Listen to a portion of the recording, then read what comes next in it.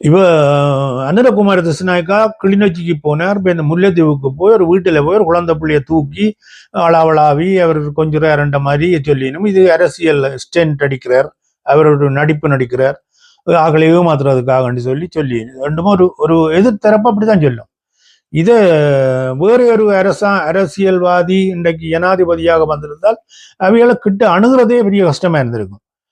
அனுரகுமார திசுநாயக்கா இப்படி செய்கிறத உண்மையான மனதோடு செய்தாலும் இப்படி சொல்கிறார்கள் இருக்கத்தான் செய்யணும். ஏனென்றால் அந்த அரசியல் காழ்ப்புணர்வுகள் என்ன செய்யும் என்று சொன்னால் அவர் என்ன செய்தாலும் ஒரு குற்றம் சொல்ல வேணும், ஒரு குறை சொல்ல வேணும்.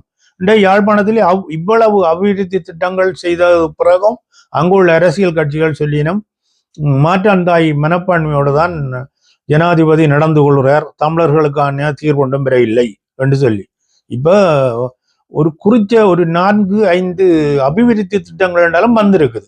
முன்மைய காலங்களில் என்ன மாதிரி என்று சொன்னால் இவர்கள் இந்த யார் எம்பியாக இருக்கணுமோ அல்லது அவர்களுடைய செல்வாக்கின் கீழே தான் இந்த அபிவிருத்தி திட்டங்களே ஒரு சொற்பம், அவர்கள் மிச்சத்தை தாங்கள் எடுத்துக்கொண்டு ஒரு சொற்பத்தை இங்கே பிரயோகிச்சிருப்பினும்.